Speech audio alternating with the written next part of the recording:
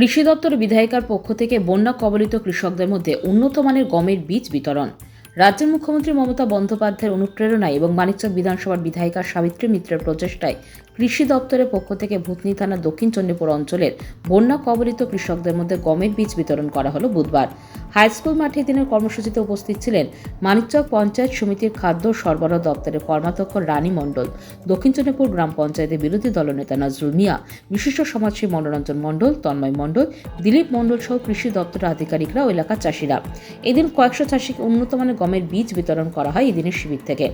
এই বিষয়ে কর্মাধ্যক্ষ রানী মণ্ডল জানায়, রাজ্যের মুখ্যমন্ত্রী মমতা বন্দ্যোপাধ্যায় এবং মানিকচক বিধানসভা বিধায়িকা সাবিত্রী মিত্রের উদ্যোগে ও মানিকচক কৃষি দপ্তরের ব্যবস্থাপনায় দক্ষিণ চণ্ডীপুরের কয়েকশো বন্যা কবলিত কৃষকদের মধ্যে উন্নত মানের গমের বীজ বিতরণ করা হলো। আগামীতে আরও বিভিন্ন শস্যের বিতরণ করা হবে।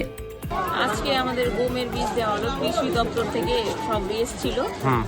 আমাদের মুখ্যমন্ত্রী মমতা বন্দ্যোপাধ্যায় এবং সাবিত্রী মিত্র এমএলএ ম্যাডামের পক্ষ থেকে আমরা সব বীজ বিতরণ করলাম কৃষকদেরকে দেওয়া হলো। কোন অঞ্চলে এটা? দক্ষিণ চণ্ডীপুর অঞ্চলে কত কৃষককে দিলেন? প্রায় কয়েকশো কৃষককে দেওয়া হলো। কেন দেওয়া হলো? বন্যার কারণে? বন্যার কারণে বন্যা হয়েছিল, সব হয়েছিল, একটু অসুবিধা হয়েছিল, বন্যার কারণেই দেওয়া হলো। কি করা হলো এখানে? আজকে আমাদের মুখ্যমন্ত্রীর উন্নয়নে, সাবিত্রী মিত্রের উন্নয়নে কৃষক দপ্তর থেকে আমাদের এডিও অফিসার এসছে, সেই গমের বীজ আমাদেরকে দেওয়া হলো। কেন দেওয়া হলো? বন্যা হয়েছিল? বন্যার কারণে।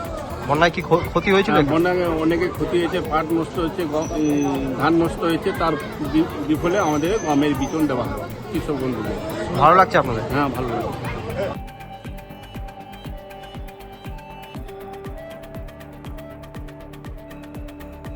Bureau news, Bangla Times.